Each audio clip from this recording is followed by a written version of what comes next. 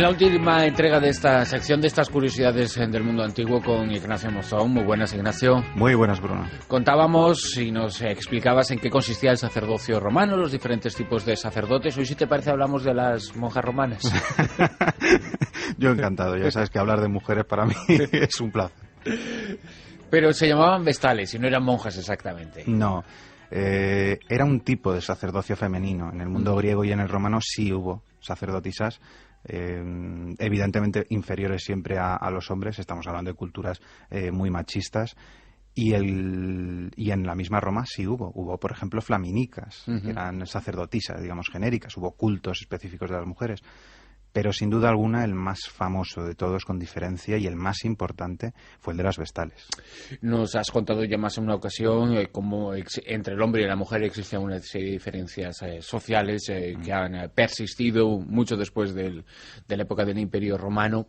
Pero uno de esos aspectos, porque tenía esas particularidades el mundo romano, había algunos ámbitos de la sociedad en donde la mujer era tanto o más importante o tenía un papel que estaba realmente igualado con el del hombre. En el caso de los sacerdotes o de las sacerdotisas, en este caso de las vestales, sí se daba un poco estas características. De hecho, no sé si me equivoco, ¿no? Y si no, corrígeme, ¿no? He hecho el juego con monjas y sacerdotes, ¿no? Las monjas en la religión católica no tienen derecho, por ejemplo, a oficiar misa, a efectuar determinadas acciones, actos o encomiendas que los sacerdotes, que los hombres sí pueden realizar. Pero en este caso había más igualdad entre las vestales y los sacerdotes, ¿no? Sí, porque aunque las vestales dependían directamente del pontífice máximo, sí es verdad que gozaban de una serie de privilegios que prácticamente ninguna mujer podía gozar. De hecho, en los teatros y en los anfiteatros las mujeres siempre, si entraban, se colocaban en las peores filas de todas, en las más alejadas. Sin embargo, en el Coliseo, por ejemplo, en el anfiteatro Flavio, gozaban de un palco especial, digamos, en primera fila. Y de hecho, sentarse al lado de una vestal era un honor increíble. O sea, los que se iban a hacer la foto, los que iban al estadio a hacerse la foto y que salieran con alguien importante, buscaban a la vestal. Exacto. Incluso, si un reo era conducido a su ejecución y pasaba a su lado una vestal, supuestamente de forma accidental, ese reo quedaba perdonado. O sea que era o sea, tenían esa capacidad también, incluso. Sí. Tenían caché, digamos, como diríamos. Vesta, ¿no? Es el origen del nombre, la diosa. Es una diosa muy arcaica y, bueno, que a los antropólogos, claro, les encanta. Deriva directamente de la Hestia griega y es una diosa del hogar, pero no del hogar como algo nimio, sino la sacralidad del hogar. Por eso está representada simplemente por la llama. No hay esculturas de Vesta. La misma Vesta se representa con la llama. Y mantener ese fuego de forma eterna era, digamos, su principal misión. Sí, en el mundo griego, porque, bueno, siempre se habla, y es cierto, Roma es deudora del mundo griego, existían fuegos sagrados, el de Atenas, el de Delfos. Cuando se fundaba una colonia, se cogía parte de ese fuego sagrado y se llevaba. Los Juegos Olímpicos, esa llama es una llama en teoría sagrada que se tiene que encender con la luz del sol y demás. En Roma igual, había una llama que era el símbolo de la garantía y la permanencia del Estado romano. Es decir, no había nada peor que contemplar, y pasó varias veces, que esa llama se apagase, porque no se podía volver a encender de cualquier manera. Y eran dirigidas y encaminadas hacia su misión, hacia convertirse en vestales, desde muy jovencitas. Sí. Aulo Gelio nos habla nos especifica de que entre los 6 y los 10 años se las escogía, es decir, muy niñas.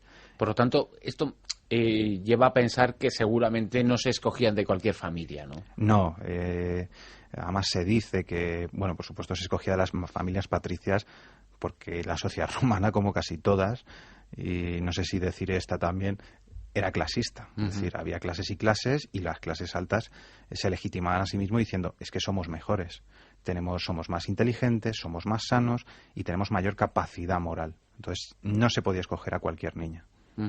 Es decir, y a las niñas de esas familias, esa niña que no es cualquiera, ahora se lleva a los muchachos de las grandes familias, pues piensan en Estados Unidos, ¿no? Pues en la Universidad de Georgetown, en Princeton, en algunas de las mejor consideradas, y que luego allí se juntan y, bueno, pues lógicamente hacen ya amistades con quienes luego van a tener mucho poder. También allí se situaba en la escuela de las Vestales a personas, a chicas, a niñas elegidas para ello, y comenzaba un proceso que era como en el de los sacerdotes distinto, porque nos decías que el sacerdote podía ser sacerdote un tiempo y dejarlo y continuar con su labor, pero en el caso de las Vestales existía cierta profesionalidad. Sí, la verdad es que además se les tenía muchísimas exigencias.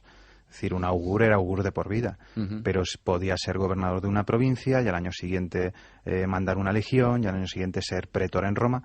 Sin embargo, una vestal prácticamente tenía que vivir toda su edad fértil, que eran 30 años.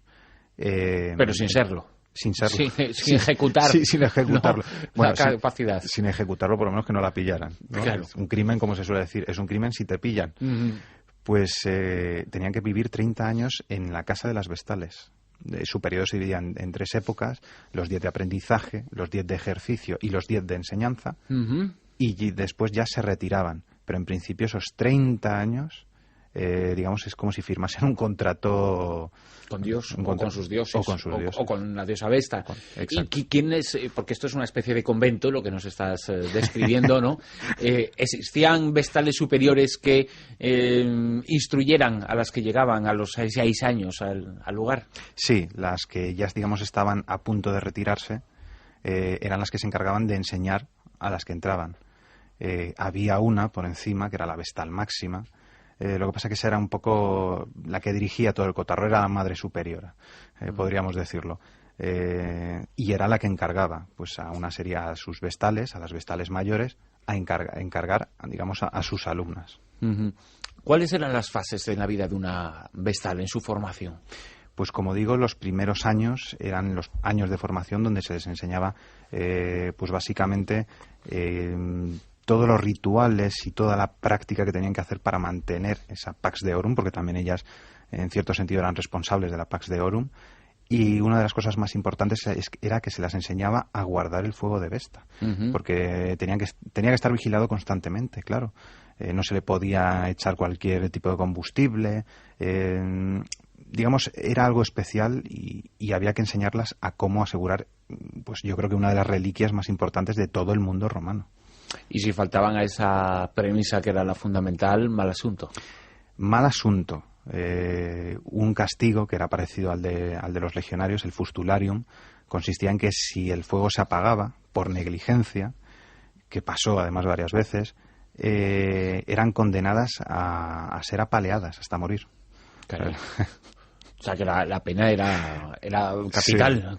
Sí, los romanos la verdad es que en ese sentido no se andaban con chiquitas. Porque, como digo, ese fuego, perder ese fuego, era como perder la garantía de los dioses y del Estado. El fuego no se podía encender sin más. Había que comenzar una serie de rituales para que el fuego volviese a ser puro. Porque ese fuego se consideraba que no era un fuego normal, no era un fuego mortal, era un fuego puro. Antes decíamos que en algunos aspectos, en este en concreto, en el sacerdocio, la mujer y el hombre pues tenía una importancia similar. Las vestales eran socialmente muy respetadas. Sí. Esto se llevó incluso hasta el ámbito familiar, en donde la vestal se convertía en una figura importantísima. Sí, generalmente la mujer siempre estaba bajo la tutela del pater familias. La vestal quedaba fuera del pater familias, podía testar a voluntad, es decir, se emancipaba. Pero, sin embargo, el padre no quedaba herido en su orgullo. Es que era un motivo, era como decir, pues eso, tengo un hijo estudiando en Georgetown o mi hijo es ministro. Era una cosa importantísima, era un auténtico honor familiar y que daba mucho prestigio político, por cierto, tener a un miembro de tu familia en el colegio de las vestales. ¿Y se parece en algo el hábito de las monjas de hoy al hábito de las vestales de entonces?